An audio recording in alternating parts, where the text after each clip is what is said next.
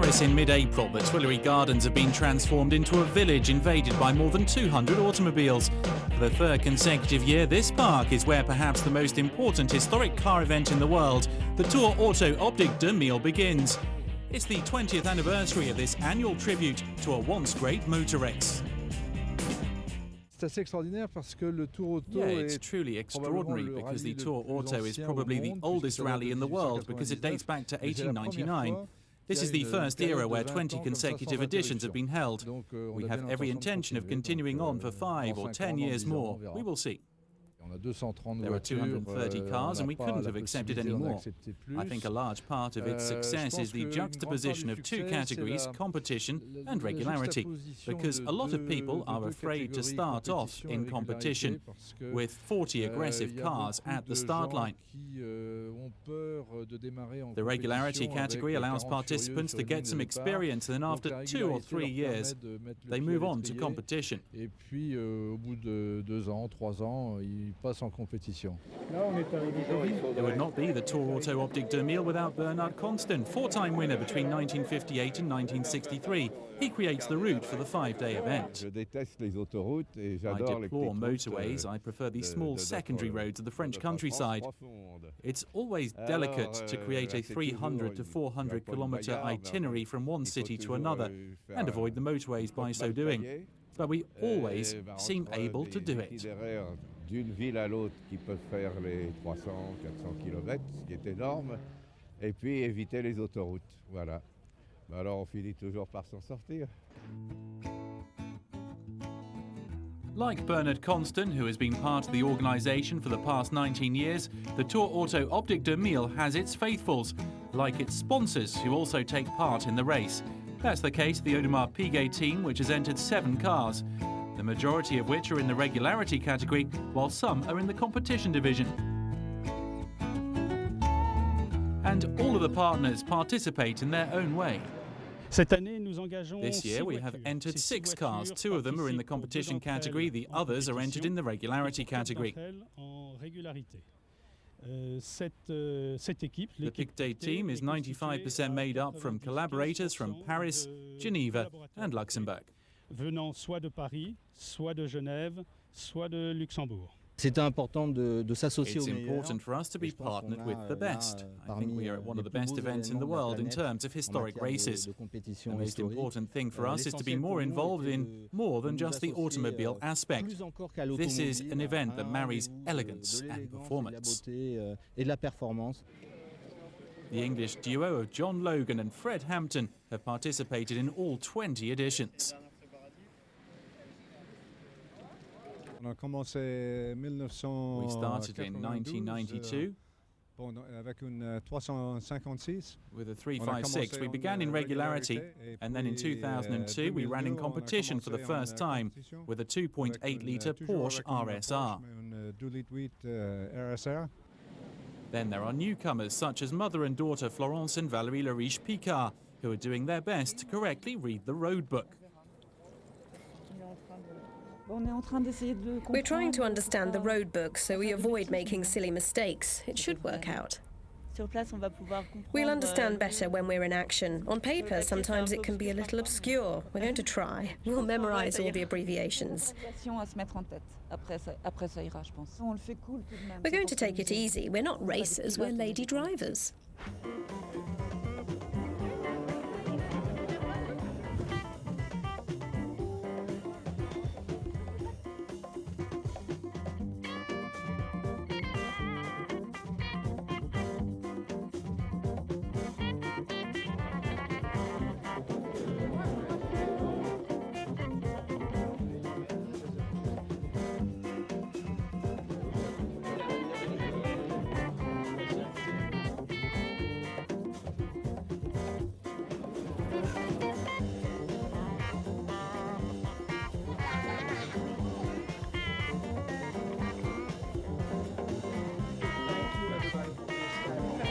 Voilà, on est parti maintenant.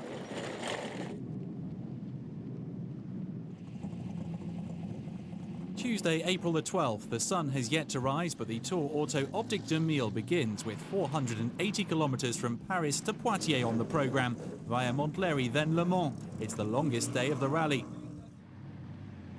After the 230-car field made its way through Paris morning traffic, it arrived to the venerable circuit.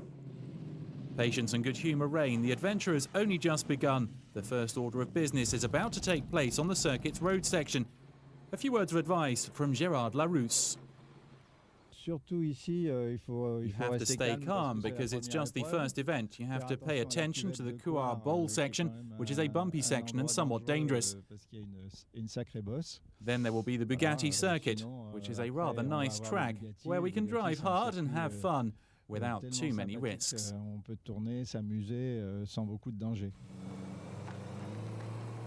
This is a solemn moment because you cannot enter the Linas Montlhéry circuit without having a profound respect for this circuit built in 1924 and completed with a 12.5-kilometre road circuit in the following years. Numerous speed records were set here, and one can sense the glorious history of the heroes who raced here.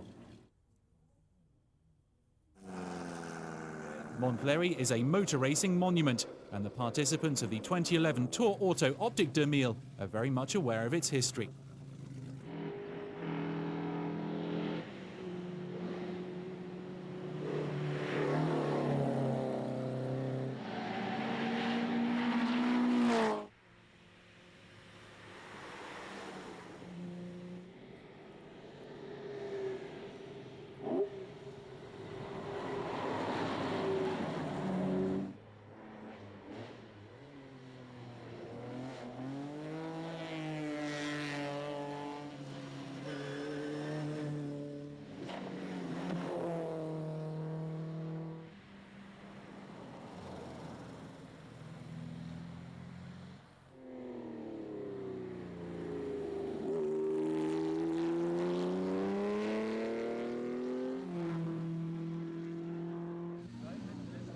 Then it is off to Le Mans via the Ferté Bernard.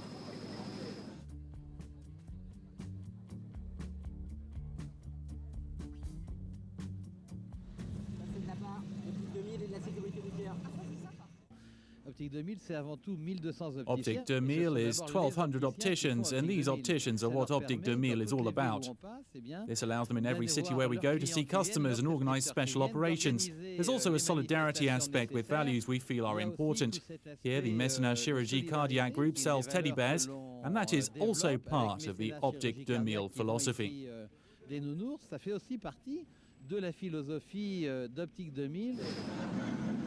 After Montlhéry, the Tour Auto Optique 2000 arrives at another racing landmark, the Le Mans Bugatti circuit. But before the 5 groups set off on the more than 4-kilometre track, everyone must attentively listen to some advice.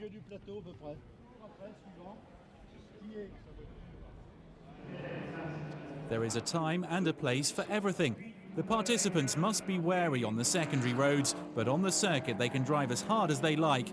The drivers in the competition category can now go for it. And as you can see, some are very ready for the challenge. A hierarchy is established in the 4 classes, and we get an early idea of who will animate this Tour Auto Optique 2000.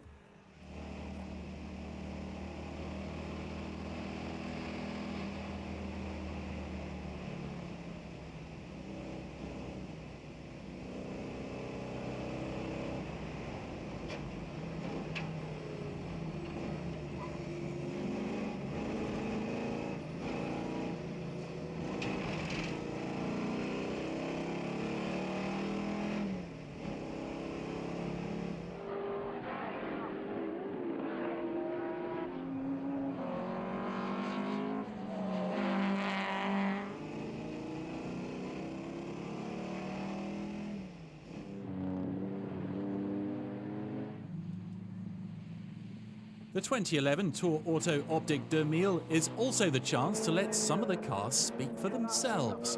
This year, Zagato is being honoured, and we met up with a few of those cars. As if it were magic, some of them have been given a voice and will tell their stories in their own words. here I am, being admired in the Tuileries Gardens. My owner, Joe Hayes, says I'm a diamond. I first raced here back in 1957 at the tender age of 2. Born 1955, matriculation 2017. That's me in the photo. Today I belong to Joe Hayes, and he's so proud of me he wants to tell you more.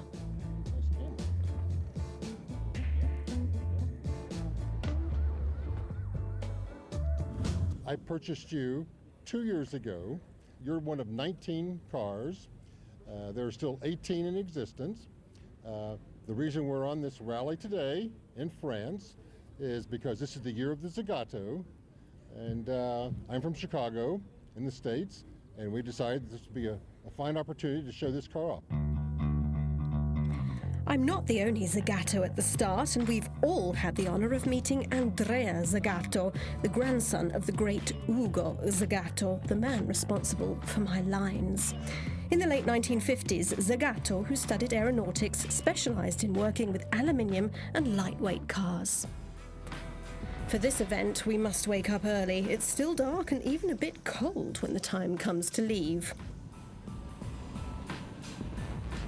John Starkey, an automobile historian and Joe Hayes' navigator, guides us to Montlhéry for the first special stage. Then it's off to Le Mans. I came here in 1957 and it wasn't an easy time. We came all the way from Nice. The Bugatti circuit has changed considerably and I'm beginning to overheat. So I think we're about to be on our way again. It looks okay. I'm not going on the circuit now. Oh, no, we are. Oh, sure, yeah. Okay. Yeah, as soon as we finish. Yeah, we're going to get in line and... You sure it will be working? Are you kidding me? Sure. Come a long way. Once I'm feeling a bit cooler, we can hit the road again.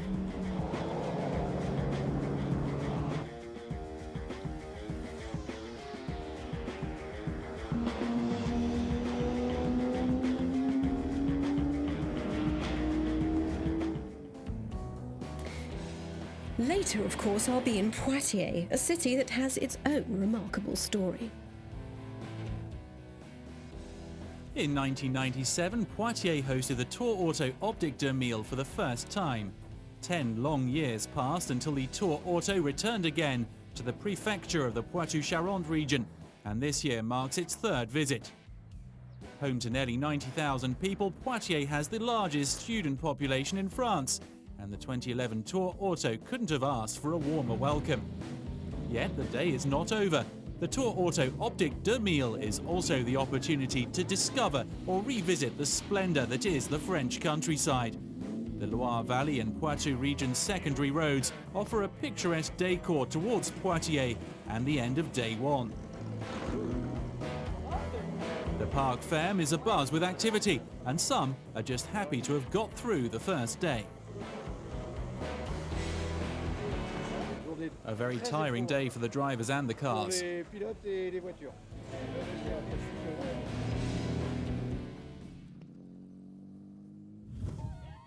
And at Poitiers there's more going on than just the Tour. There's also the Mini Tour.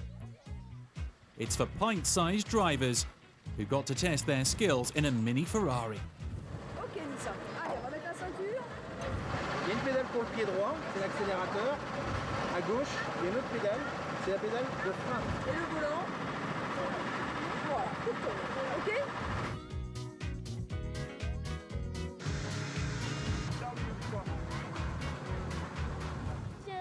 I love this car, it's a Ferrari, and that's why I wear a Ferrari hat, he says. De Ferrari.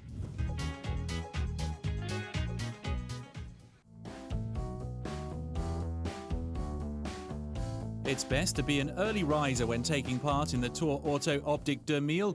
Day 2 was a diagonal run from Poitiers to Objat in the Corrèze region. 3 timed sectors on the programme, closed road stages at Darnac and Arnac-Pompadour, with a competitive run at the Vigennes circuit sandwiched in between. Ludovic Caron gives a sense of how to handle the Darnac stage.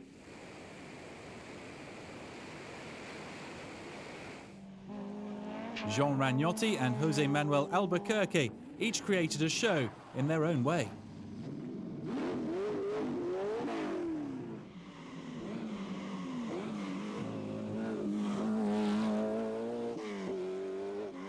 names begin to come to the forefront. Ludovic Caron in the black AC Cobra Coupe in VHC, Jean-Marc Bussolini in the orange Porsche 9146, Paul Knapfield in a Ligier JS2, and Patrick Otto in a Lancia Stratos, and Christian Fleury in the Ferrari 275 GTB, as well as John Ruston in a Porsche 356 Speedster in regularity.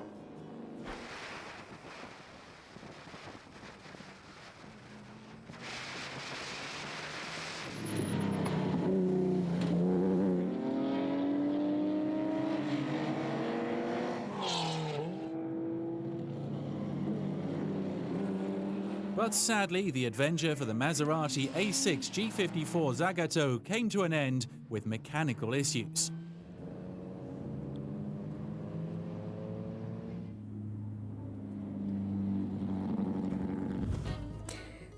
It's me again, day 2 and the start of the 3rd special stage, but disaster!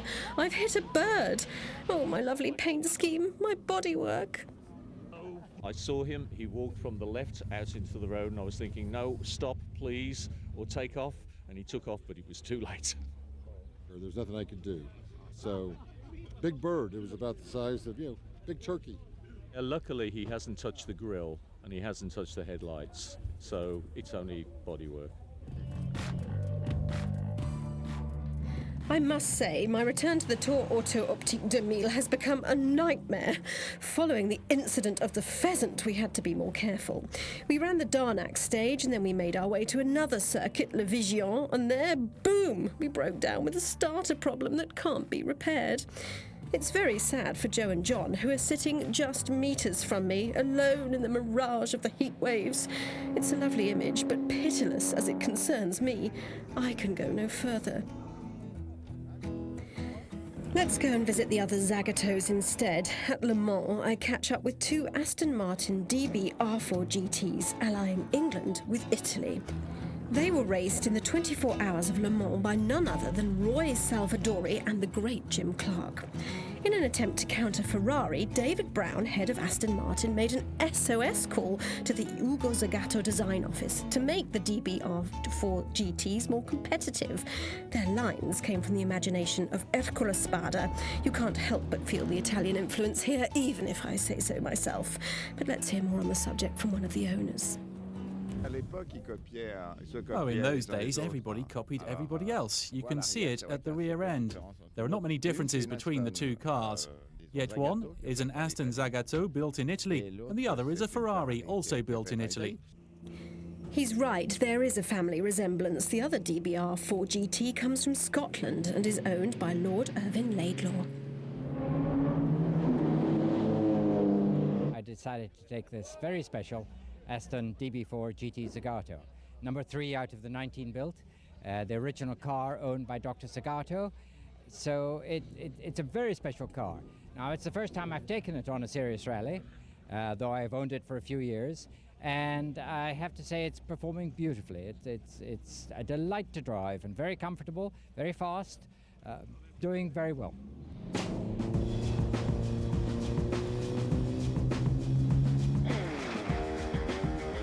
They run like a Swiss watch, these Aston Martins, and we find them here where I stopped at Vigion, the occasion for me to also cross the famous Plateau de Mille Vaches.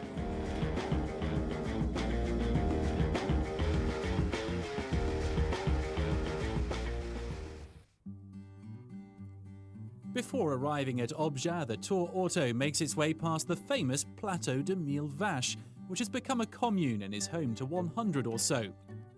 Located in the Corrèze department and in the Limousin region, the name Mille Vaches dates back to the 12th century in the documents of the Abbé d'Uzèche.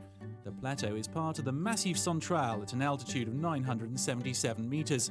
Among the cultural landmarks is Château Pompadour at Saint-Cyr-la-Roche.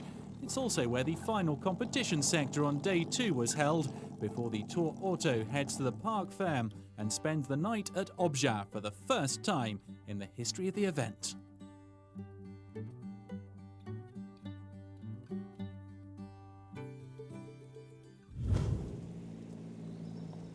Château du Fraisse, a well-deserved moment to relax before heading to another castle.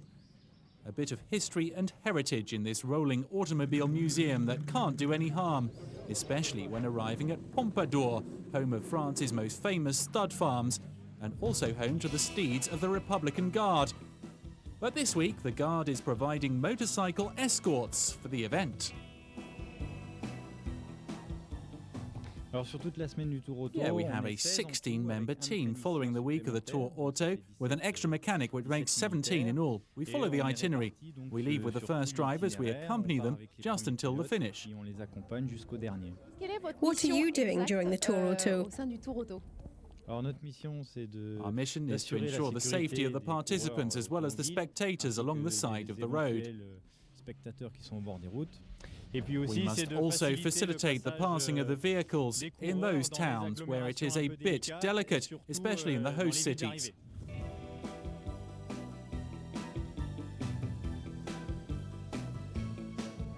And now what are you doing? Well, we're clocking the speed of each vehicle that enters the town. We then send a document which includes the name of all the participants and their speeds. If there's a violation, the organisation, based on the information, can impose a penalty. So the Republican Guards don't issue speeding tickets themselves. You're simply here to help the organisation verify that all the participants are respecting the speed limits. That's right.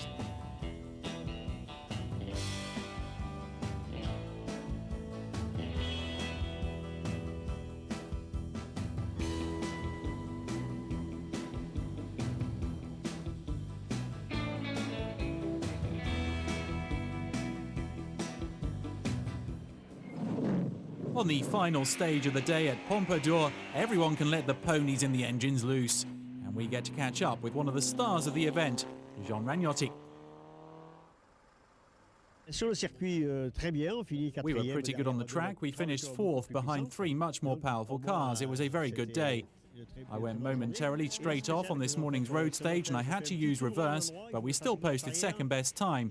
It seems as if we set the best time on the third stage as well. We've been having a great time here. But as I always say, we have to maintain the sporting side, but once the finish line has been crossed, it is time for fun and relaxation. The Tour Auto Optique de Mille has crossed the Plateau de Mille Vaches in the Limousin. Cows mean grass, grass means clover.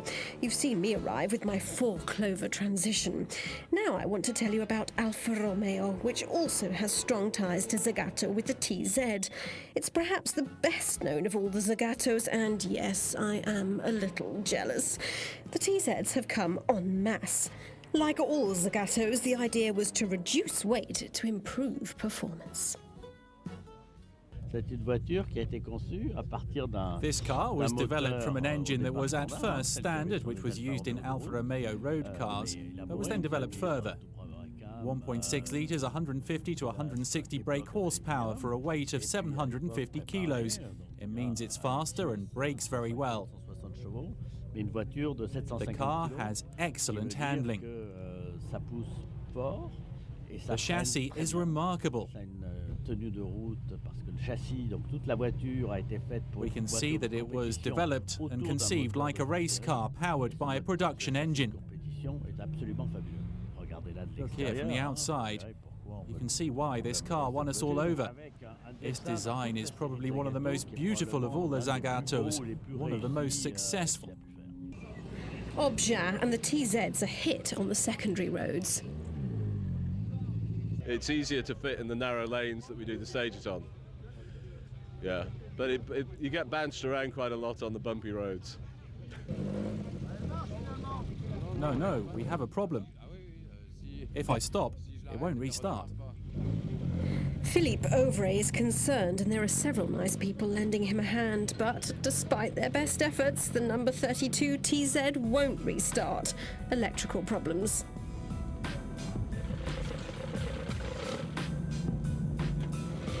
However, Ross Warburton took some revenge for the TZs, winning the morning Objat stage.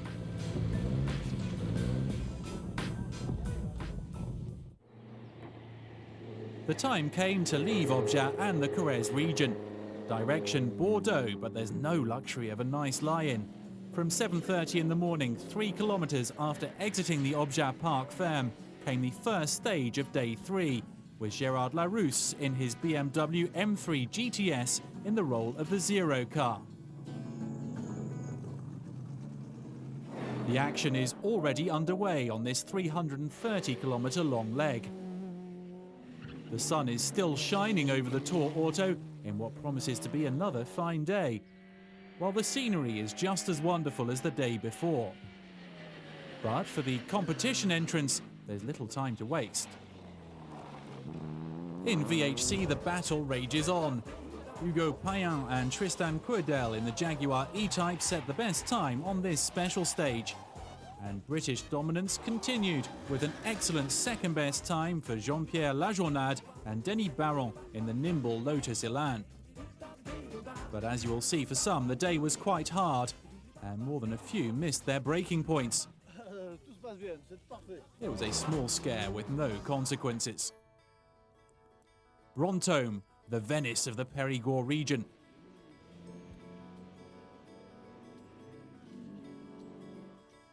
The Château de Villebois-Lavalette. And most importantly of all, a fine midday meal.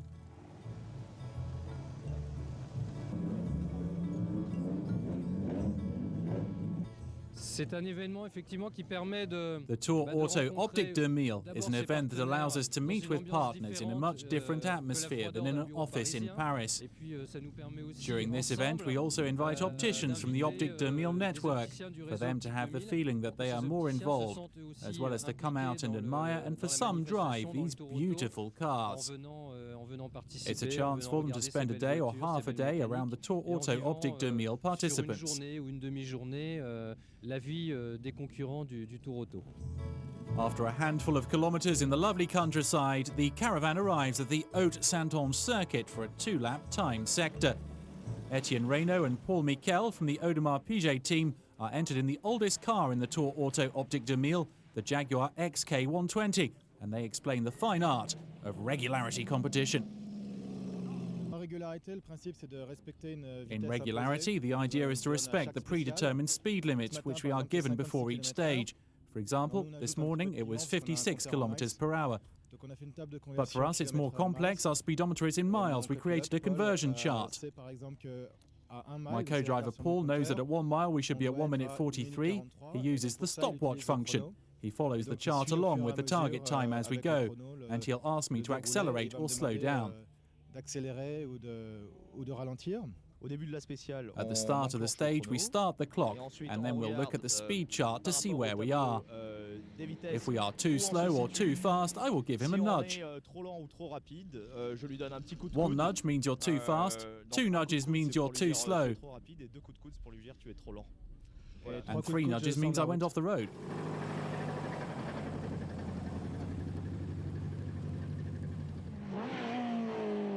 The Haute-Saintonge circuit was ideal for the competition and VHC category V8s to demonstrate their power. Bernard Salam's Corvette, Ludovic Caron in the AC Cobra, the GT40 with Richard Mille, Paul Knapfield's Ligier, and the Entremont family's imposing Ferrari 275 GTB. The peace and quiet at Saintonge also allowed the regularity cars to demonstrate elegance.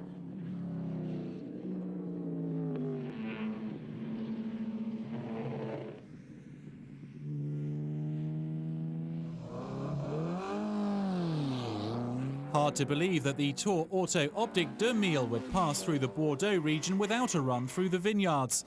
Some, older than the automobiles, they watch as the parade of cars passes, thinking the participants haven't come in vain to have a taste of the Puisquin stage. And a passage through the region merits a postcard.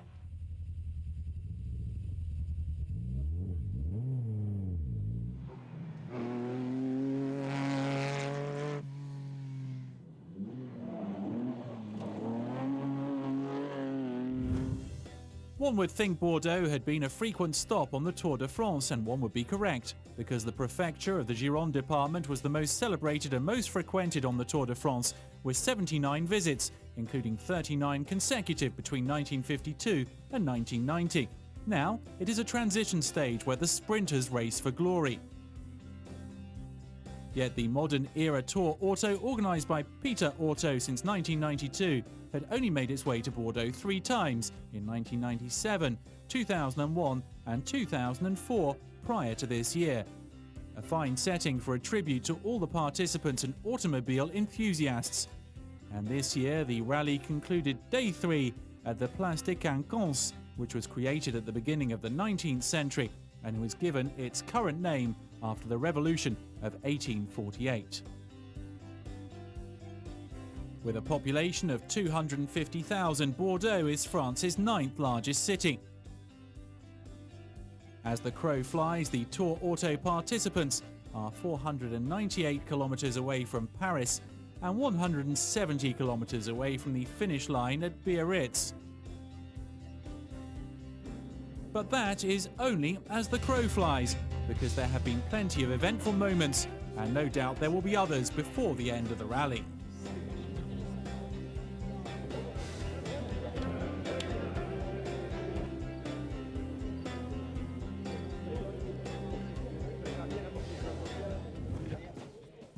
We must salute the efforts of those men behind the scenes who look after the cars and ready them for the following day's action. Among those who had to put in long hours were those in the Cyril Desprez-Antoine Vendrome team. Oh yes, even Rally Raid champions can't resist the temptation of the Tour Auto Optique 2000.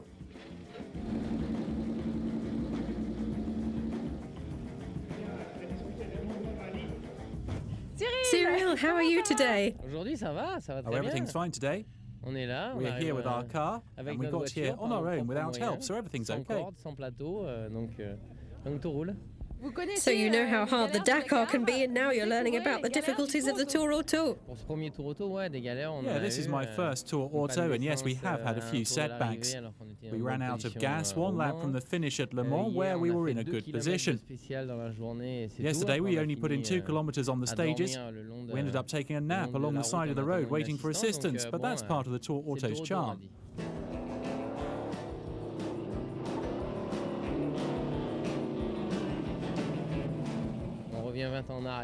It's like going back in time 20 years with my co-driver Antoine, and I have my sunglasses with me like we're on holiday.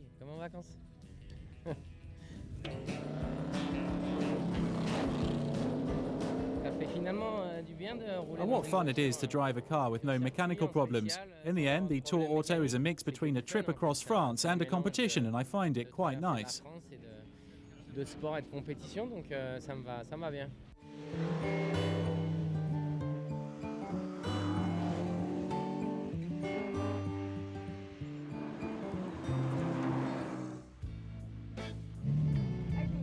There is a major change for the final 2 days, with the regularity class kicking off the day's proceedings.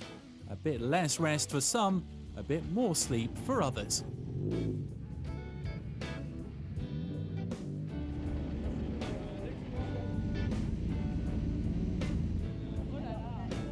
Bon, on est content. Tout va bien.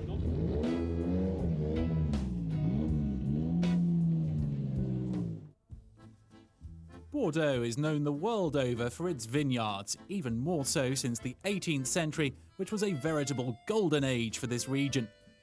At this moment, are we in the world capital of wine? Well, many certainly believe so. With nearly 118,000 hectares of vineyards, the Gironde ranks 3rd in terms of wine production in France. However, it is the leader in volume when it comes to controlled designation of origin. It is difficult to count all the famous names and chateaux that create the region's notoriety. Here we are amid excellence and refinement. The Bordeaux vineyards produce 80% red wine, and they are coveted throughout the European Union, but also in China, the United States, and Japan.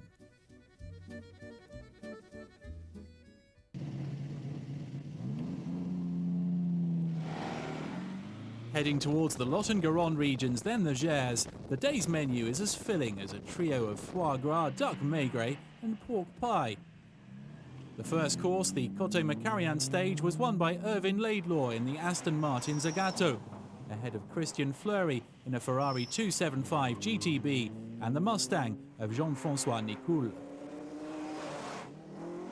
The Entremont family added to their honours board with 2 stage wins on the day. While the Alpine Renault A310 V6 of Alexandre Cross and Florent Prévost finished runner-up twice. The Lancia Stratos is currently second in its category. We go on board with Jean-François Péniard and Michel Billion-Ray in their Porsche 911 before rejoining other drivers who stood out, including crowd pleasers Jean Ragnotti and François Mercier, but also Keith Norman and Antonio Bertini in a Porsche 9146, as well as Bernard and Olivier Salam in the massive 1971 Corvette. They're currently second overall in their class, behind Jean-Marc and Patricia Bussolini. In VHC, there's not much that can stand in the way of Ludovic Caron and Didier David, with just 1 day to go until the Biarritz finish line. Day 4's last test was run at one of France's most historic circuits, a traditional stop on the Tour Auto Optique 2000, it's Nogaro. Sit back and enjoy the action from the passenger seat in the Corvette of Bernard Salam and then Jean-Pierre Lajournade's Lotus Elan.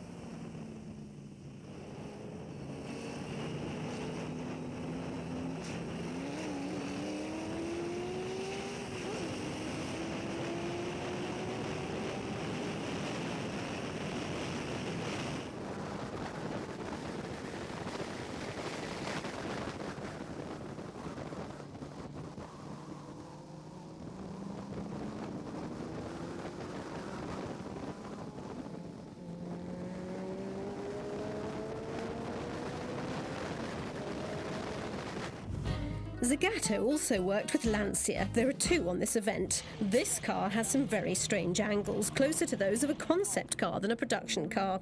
With the right-hand drive, you've guessed it, this one's from England, and its owner is a Zagato fan. I'm slightly obsessed by them. I have several at home, and this was the most eligible one for this event.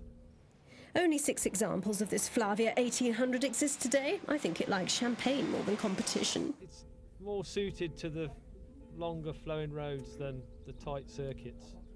So the roads today have been great for it, very good. Leaving Bordeaux, then stopping at Prézas, the Flavia never imagined it would have such a difficult day.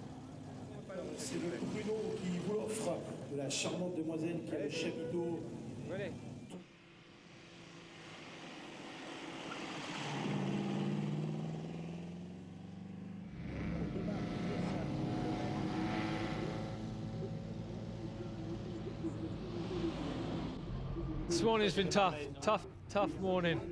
Stage is difficult, cars, a couple of small problems, lost a little bit of water, brakes, not great now, but we're still carrying on, still going.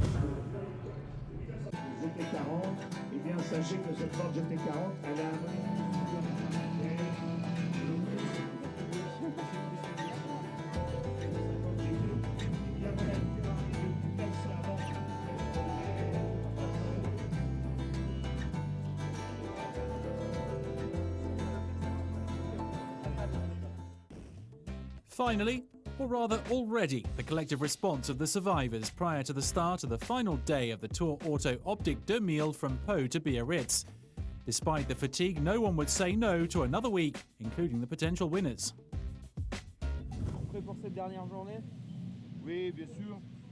It's a shame that this is the last day. I've had such a great time, we could do another week. I'm ready for the last day, I think. See if we can hold our position. The old girl is in fine shape, no worries, she'll bathe in the sun at Biarritz.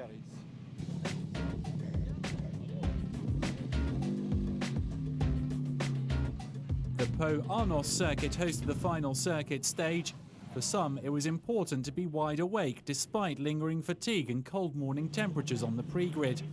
There was still plenty to race for, and it all got underway on this undulating and tricky circuit. One final chance to shine on the track, and for some, it brings back memories from when it all began.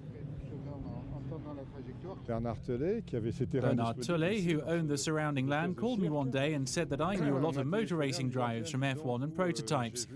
I wanted to contact Jean-Pierre Beltoise because I wanted someone to design a track near Pau for me. So I gave him a bell and I said, "Hello, Jean-Pierre." And from that point, the Pau Arnos circuit was born. It was some 20 years ago.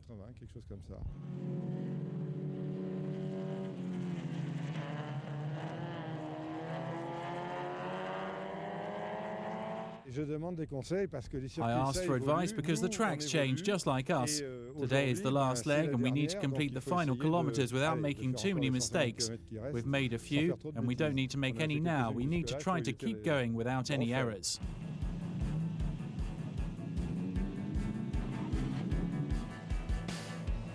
Like the day before, the regularity class set off first. But one wonders if the cars and crews wouldn't have preferred a bit more rest and warmer temperatures. One of the first cars on the track was regularity class leader John Ruston at the wheel of his Porsche 356.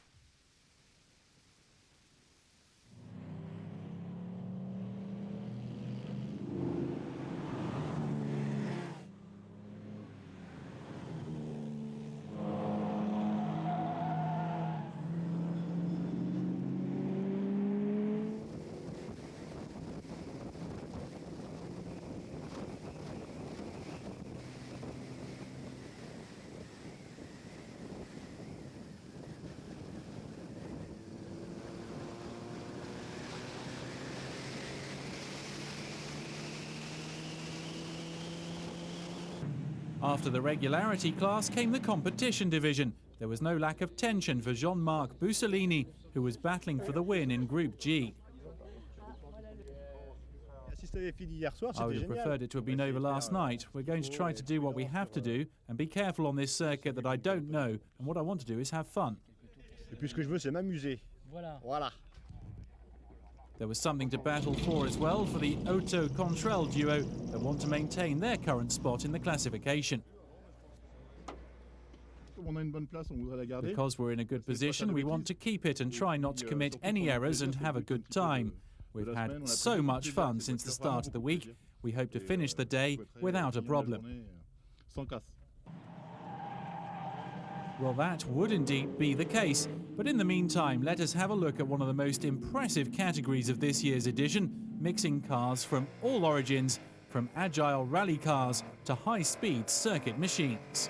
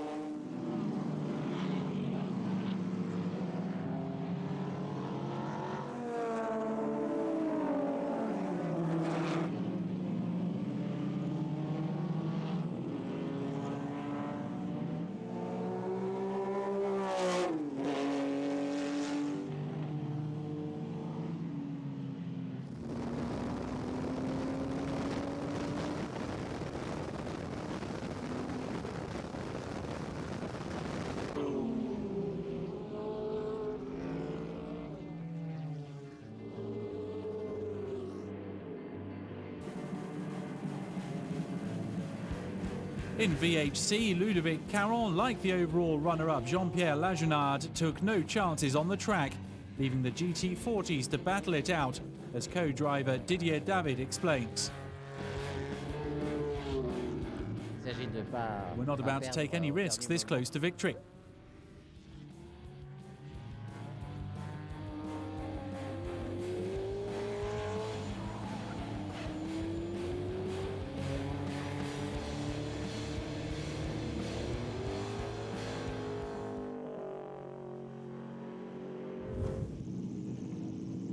The legendary Bois du Baget stage, which was once a key test on the original Tour Auto, as well as other well-known rallies, was the closing act in the Tour Auto Optique 2000, offering a